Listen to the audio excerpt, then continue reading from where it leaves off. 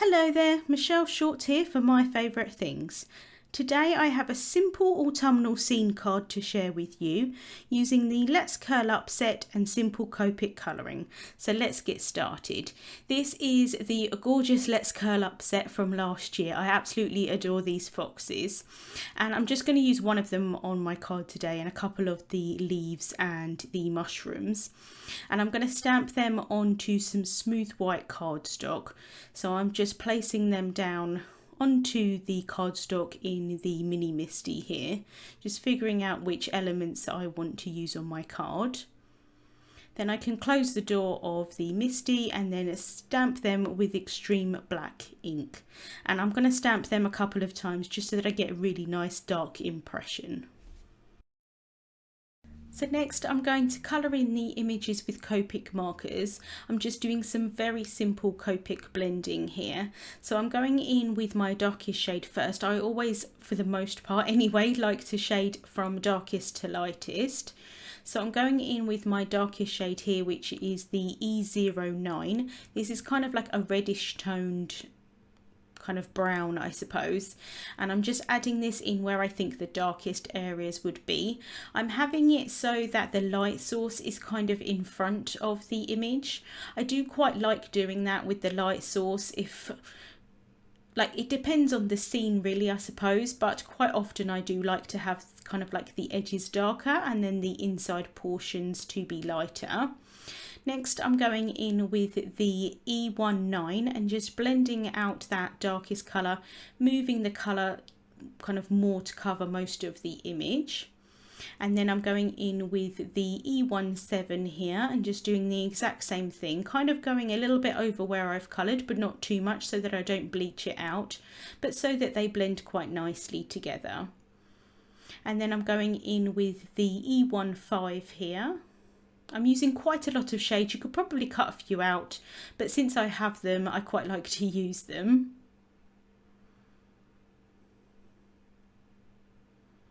And then I can go in with the E13 and I'm just adding that colour to kind of complete the sides of his body there. And then I can still leave a little gap at the top of his head and the top of his tail for the lightest shade, which is E11. So I can just add that in first, and then I do find that this colour does bleach out darker colours quite a bit, so I'm going back in with the E13, going over that slightly and then going back in with the E11, and that's just going to make sure that they blend together but not completely bleach out the E13. And then I forgot his little feet here, so I'm going in with E15 and E13.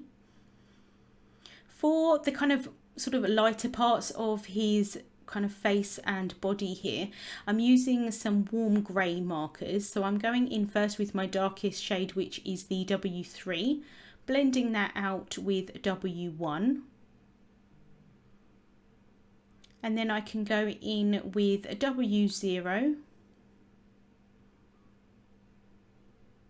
And then to blend it out completely, I'm using W00, and this is almost completely clear, but it has just got a little bit of colour onto it. And then I did get a little bit outside of the line, so I'm going to go in with the 0 colourless blender just to push that colour back into the image. Thankfully it was quite a light colour, so it did work quite well. I completely forgot his ears, but we do go back to those later on. So I'm going to work on the mushrooms here, and I'm using some red tones for the top of the mushrooms, and I'm using R89, R39, R37, R35 and R32, and I like this combination. It's kind of like a pinkish reddy tone. So I can just add those kind of highlights there with the lightest shade. And then for the stalks of the mushrooms, ordinarily I think they'd be quite light, but I am colouring them quite dark. I wanted this to be more of an autumnal scene, and so I'm going in with kind of like darker shades than I probably would do ordinarily if it was like a spring or summer kind of card. So I'm using E59, E57 and E55. Then for the leaves, I'm going in with G28, YG17, YG23 and YG01.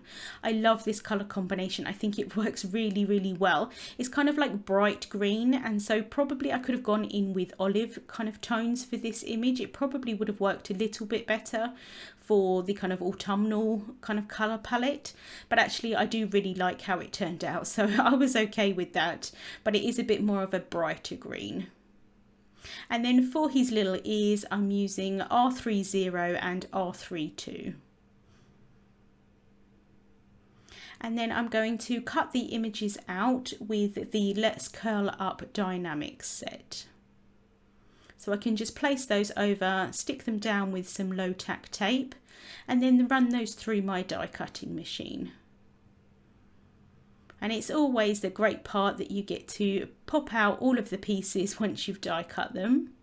And these images, they're just absolutely adorable. One of my favourite sets from last year for definite.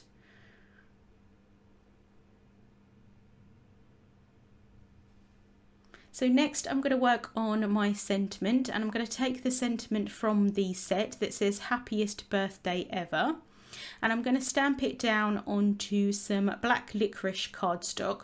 So I'm just prepping that with an anti-static powder tool, using a brush just to remove any excess powder, and then I can ink up my stamp with Versamark ink, which is a clear sticky ink, and apply some detail white embossing powder. I'm then heat setting that until it's completely melted, and I do like to heat set from the front and the back. And then once that's completely melted, let it cool down for a couple of seconds, and then I can just use a cloth just to remove any of the excess anti-static powder. And then I've cut that down with a Skinny Strips Die-namics. And then just because it's a little bit too long, I'm just using a mini guillotine here just to cut off the edges on either side.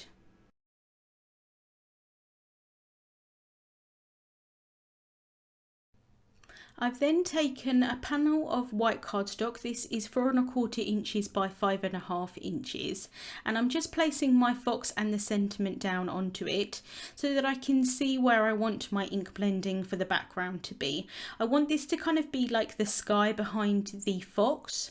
And so I'm going to have the colour sort of darker towards the top and then blend out to white going further down. This is the Stormy Sky Distress ink colour. I don't use it very often actually, but it's kind of got like, I feel like an autumnal tone to it. It's a very odd colour, kind of like a, I suppose kind of like a Payne's Grey really, if you wanted to use it in paint terms. I think it's a very pretty kind of greyish blue. And I thought it'd work quite nicely with the tones in the images. So I'm just using the ink blending brush here and just adding the colour on, like I said, darker towards the top and kind of fading to white towards the bottom. And I'm only going kind of 3/4 of the way up, or sort of 2/3 really, I suppose. And then I can adhere this panel onto an A2 sized white card base with some tape runner. So I'm just sticking that onto my card base. I could have done the ink blending onto the card base, but sometimes I maybe want to add splatter or kind of water droplets or something like that. So I like to do it on a separate panel, and then I just cut down the edge that was sort of hanging off there. For the sentiment strip, I want to adhere that down with some foam tape, and I'm going to have it so that the sentiment strip is kind of like the ground of the image, and then all of my images are going to be on top of that. So I'm just working out here where I want my images to go before I stick anything down. And I'm going to have one of the mushrooms sort of on either side of the kind of scene here. So I'm just adding some on point precision glue just on the back of the elements here.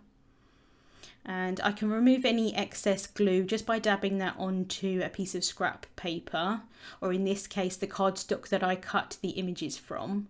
And I'm just kind of bringing in the fox here and there just so that I can see where I want the images to be. And then this kind of leaf image here I'm going to have sort of behind the mushroom, so it's sort of either way on each side, kind of popping it behind the sentiment strip there. And then I've added some foam tape onto the back of the fox so that I can have him popped up as well. And he's going to be standing on that sentiment strip. So I can just place him down. The elements hadn't quite dried at that point. I didn't kind of push them down fully because I'm never 100% sure if everything I want to be on there, you know, is on there, if that makes sense, in the right place, until I've added the last element. So once I was happy with that, I kind of pushed that down. And then I can add that fox in the middle. And I'm just going to use a white gel pen here just to add a couple of highlights on his tail and the top of his head. And then I can use that white gel pen in case I've got any kind of little pieces of the embossed sentiment not quite embossed properly. And then I can use a black glaze pen just to add that onto his eyes, just to help them sparkle. And that's the card finished for today.